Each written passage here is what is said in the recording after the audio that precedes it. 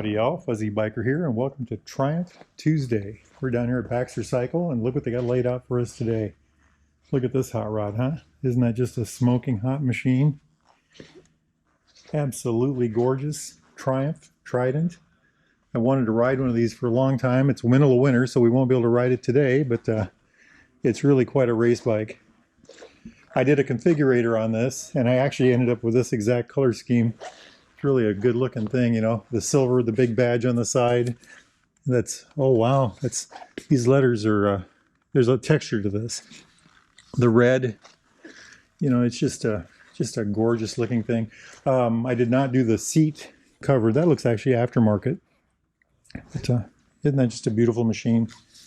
Just a gorgeous thing. So what is it? Well, it's a 660cc dual overhead cam, inline 3-cylinder. Check that out, stainless steel pipe. Look at that, 3 pipes, everything underneath the bike. Just a gorgeous thing. It's 12-to-1 compression, or just under 12-to-1. It's 4 valve per cylinder, of course, dual overhead cam. I already mentioned that. This thing puts out a whopping 80 horsepower. Check that out. Isn't that just gorgeous? I love all the Triumph insignia. And it puts out about 47 foot-pounds of torque. Check that front end out. That is about 64 Newton meters. Just a beautiful machine, isn't it? All that goes through a 6-speed transmission. And though I haven't ridden this particular motorcycle, the Trident, I have ridden a couple of these before. This is the Tiger Sport. It has the same engine, same transmission. Just another gorgeous bike. But back to this thing.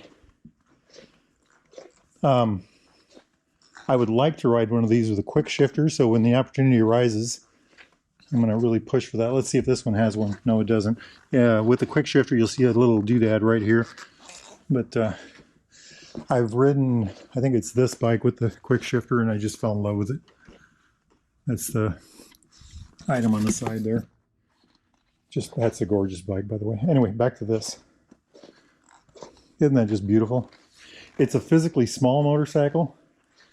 It's really it's a sports, it's like a sports car. It's a sports machine. So coming over here to the front, it's got 17s, both front and rear. The front is a 120/70/17. All good handling bikes have 17s, it seems. All the best handling bikes. But the disc brakes are 310 millimeter ABS, dual pot Nissans, dual disc. And again, I rode this same bike, you know, the Tiger 660, and I was just absolutely blown away by the brakes. Looking up here, we have the, it's the upside down fork. It's a Showa upside down fork. You know, the travel is down here. The lightweightness part is down here. I love the way this fender looks. It's just a really good looking. Triumph knows how to do it, don't they? Style is amazing. And I think that's a 41 millimeter tube. But just a gorgeous thing. I love the way this is protected. I love, you know, that's a new thing now. I mean, all these bikes do that. They've got the covering to protect the forks, keep the dirt and the bugs off of it. But very good looking front end, I think it is. And I love the, you know, the little dollops of red on the edge here. That really brings it out. This, you know, this is a bike that's a contrast between the old and the new. It's got a lot of the old style, but yet it's a thoroughly modern looking machine. Absolutely gorgeous. The rear brake on this is a 255 millimeter single pot Nissan. Check that out. We've got a dual-sided, looks like a cast aluminum swing arm. Oh, I don't know what that is. I'll check into that and get back to you. But anyway, and as usual, I mean, look at all this. We'll get to that in a minute. The amount of travel on the front fork, by the way, is 4.7 inches. I think that's 120 millimeters. In the back, there's about 5.3 inches of travel, suspension travel. That's 135 millimeters. Monoshock on the rear, adjustable for compression. I think that's the only adjustability. Yeah, the front forks are fixed, and we've got compression adjustment on the back. Isn't that just gorgeous? Look at that. Just truly beautiful. Wheelbase on a hot rod like this, 55.2, and you all know me, anything with a 55 in the wheelbase, just gorgeous. That's a 1400 and 1 millimeters. And I could not find a ground clearance number, but it looks like quite a bit. I would guess it's over 6 inches. Very good, very good. Fuel capacity is 3.7 gallons. That's 14 liters. And this is actually a cover over the tank, kind of a plastic shell cover. So, you know, you could really have this bike and have different shell covers if you wanted to, I guess, with different colors. They make orange. They used to make white. They make black as well. Seat height on this thing, 31.7 inches. That's 805 millimeters. I've sat on this bike. It's like, you know, it's very narrow. I mean, look at this. Just nothing to it. And I've got a 30-inch inseam, and I find this bike feels small for me as far as sitting on it goes. So very comfortable. The magic number, the big number, the number we all want to know. Well, it's not a very big number with this bike. This bike has a wet weight of 417 pounds. That's 189 kilograms. That's wet. And that's absolutely amazing, isn't it? I mean, so 80 horsepower, 417 pounds of mass, 6-speed transmission, an available quick shifter, massive dual disc brakes on the front, good, you know, disc brake on the back, monoshock system. It's a recipe for excitement and fun. Just an absolute scream demon of a machine. Something about these, the original KZ900s had about 85 horsepower. This is rated at 80 horsepower, and this weighs about 100 pounds less. So think about that. This is a real super bike in that sense. I think anybody with one of these would just had a good old time. I really like it. I really like the I like the way the exhaust is low slung like that underneath. This is all open. You don't have to worry about that. You know, you still have great ground clearance with that. It's got this gorgeous engine. I don't know if you all remember the Triumph 675, I think. That was the precursor to the, let's see if I can find it, to this 765. But I think it borrows from that. I think it has a similar architecture, certainly with the inline 3 and the overhead cam. But isn't that just gorgeous? Look at all these details. Okay, let's just start in the front with that. Check this out. Absolutely gorgeous headlight. The way they've managed the radiator, the front fender, all that, look at all this whole thing just kind of ties together nicely, doesn't it? And then you come around here to the edge, the pipe, these castings. I love the way this is cast metal, by the way. You know, normal Triumph, high quality everything. Just look at this. You can unbolt these if you want, the rear pegs. Just a gorgeous thing. Like I said, this is an add-on. This is not a factory item here, but the Ermax Sport tail cone. I don't know. I suppose that's removable. But just a thing of beauty. Thing of beauty. Let's run up here to the dash.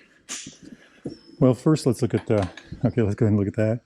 So this is kind of an interesting thing, and this is very similar to the Tiger Sport. The Tiger Sport has a different housing around it, but it's really the same kind of a thing.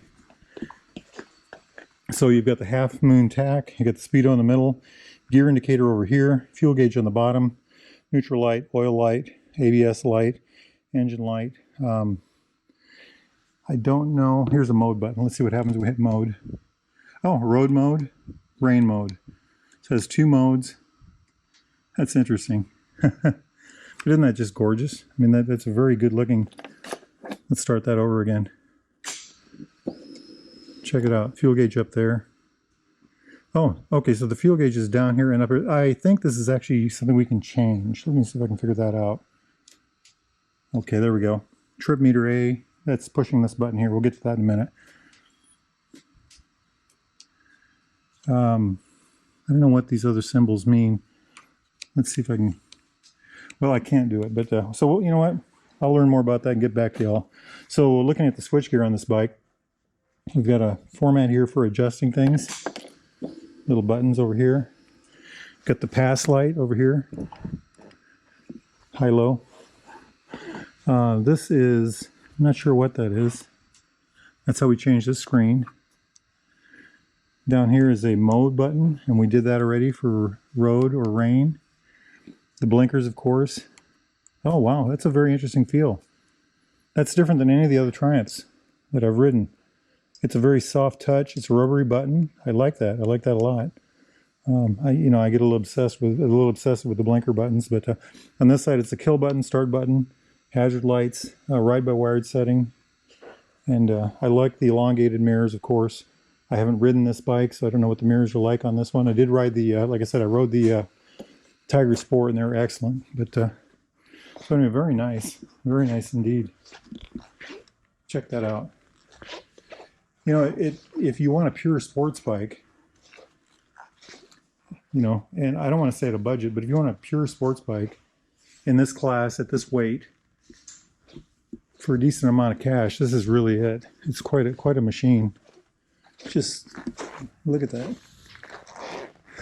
I love it. So, you know, this is the entry-level Trident, literally. It's the entry-level Triumph, I'm sorry.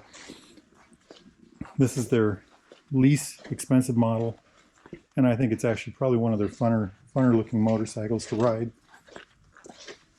The next step up from this, as far as sports bike goes, would be the Street Triple. This is 120 some horsepower, that's 80 horsepower. And then to jump up from there, you would get into something like this, the Speed Triple, which is 177, 178 horsepower. But just, you know, three amazing motorcycles right here.